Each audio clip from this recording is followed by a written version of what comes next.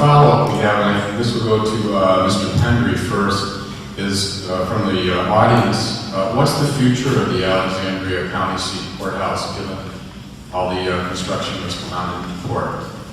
Well, you need to understand that the courthouse was built a very long time ago, at a time when horse-drawn carriages or horseback riding, and that was the method of transportation. So there's only 8 feet of space on 3 sides of the building that the county owns.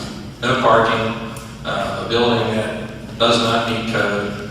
And what the county decided to do in view of the expense of refurbishing an old building like that, in order to provide services to the citizens who need it in the area, we bought the old Alexandria City building and refurbished that so that the folks who were visiting the clerk's office, the sheriff's office, others that need county services have a place with convenient parking and modern convenience to visit with us. As for the future, we need to locate parking for the building that's inexpensive, and yes, we need to locate parking, and at that point we'll find another use for the building. Mr. Sell? Well, great question.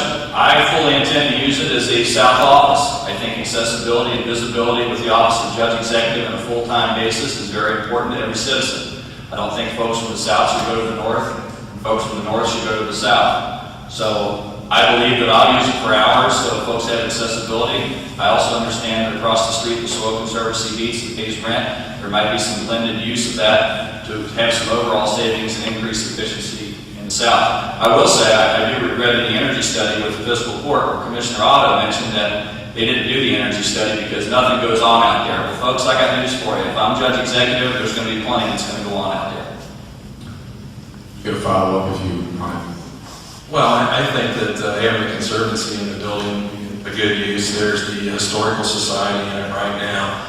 The real point to be made is we've looked after the convenience of the citizens. We know what the service requirements are, having had use of the courthouse in the past. That's why we bought the Alexandria City building and remodeled, and that all happened before we got into the process of building a building.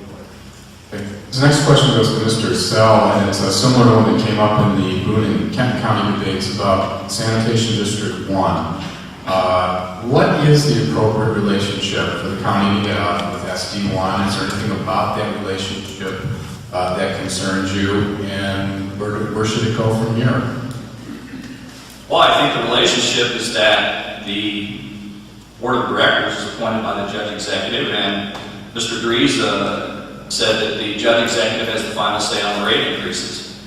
So to have proper management of SD1, which I think is desperately needed, we need to have the right kind of conservative appointees in SD1 to make sure that they're spending what is reasonable. Let's face it, at the end of the day, they treat sewage and stormwater. So that type of facility needs to reflect that type of spending. At the same time, I would engage the fiscal court members, specifically the county commissioners, to review this budget before putting my final say on it. And I'm not a fan of rate increases. We've seen them time and time again. You all get the same thing I do, or most of you do. A 3-color invoice once a month for $4 and change, and some of you never had the water hit a SD1 pipe. That's ridiculous. You're paying for something that you never, ever get. So I think it's responsibility from the fiscal court level because that's the board of directors.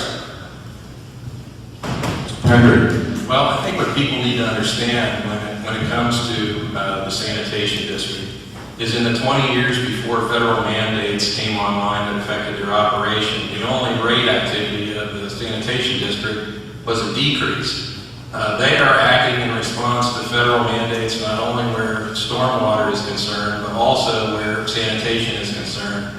And in a lot of respects, as a community, we need to be grateful for the fact that the separate responses by individual communities, the separate districts that have been set up community by community, were consolidated into the sanitation district to save us all money. The feds would have required monitoring wells at the boundaries of every city to measure flows in and out.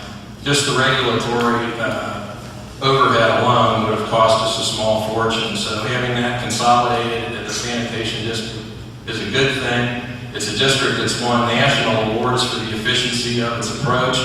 And the last thing I'll tell you is we keep a very close eye on the money. They're rated as one of the top utilities of their type in the nation. Mr. Sell, any follow? Well, I would say for those of us that live Highland Heights and South, or for those of us especially that live in the South, we would disagree because we don't see it. And those rate hikes, we had a moratorium, it took 20 years to lift where we couldn't have any construction, and now that we do. So from that aspect, I think it's a matter somewhat of geography, if you will, to see the true benefit of what SD wants provided. We know that it's needed, and I guess we can always keep going back and blaming Congress for unfunded mandates. We need to do the right thing. We also have to have the right oversight for this type of agency. Okay, thank you. I'm going to ask a follow-up that kind of ties to what you just said, Mr. Sell. I think Mr. Pendry goes first here. This is coming from me as a non-Campbell County resident who lives in Boone County, more of an observer. There seems to be an unusual divide in Campbell County between north and south. What do you do to bridge that divide? How can it be done? Well, in my own case, I would tell you that the divide has been bridged, and the proof that I would offer is that every election that I've won every precinct from Cold Spring south in the county. We did things like reorganize the planning and zoning board so that instead of 4 small cities in the north end of the county controlling the planning process for the south, now we have a majority of board membership appointed from the south end of Camden County.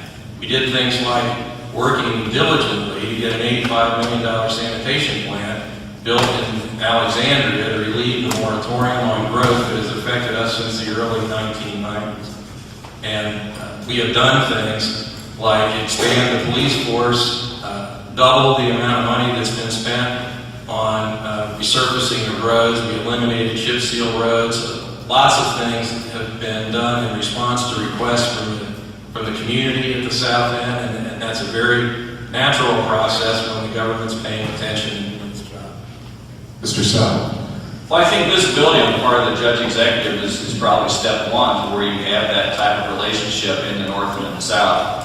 As a person that grew up with a father who was principal in Newport in the 70s, I had that advantage from being all around the county. But at the same time, there's also that disconnect, I think, that sometimes exists. I don't know where you would draw the line, but we have a lot of activity going on in the south with the Cattlemen's Association, the ag tourism, the ecotourism. We may even have a possibility for aquatic freshwater prawns that I think would tie in to what folks in the north would want to do in terms of the levee and tourism there, and where we have the hotels, and tie that all into one big tourism cycle where everybody has a piece of the pie, everybody participates, and it causes these two groups from the north and the south to communicate in a manner that fosters business and free enterprise.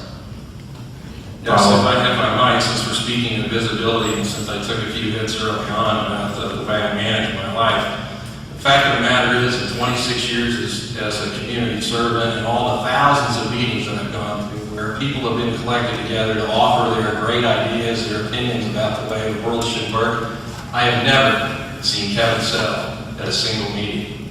So, to drop by and run for judge executive and accuse me of not paying attention in those kinds of circumstances, I find just a little bit difficult to bear.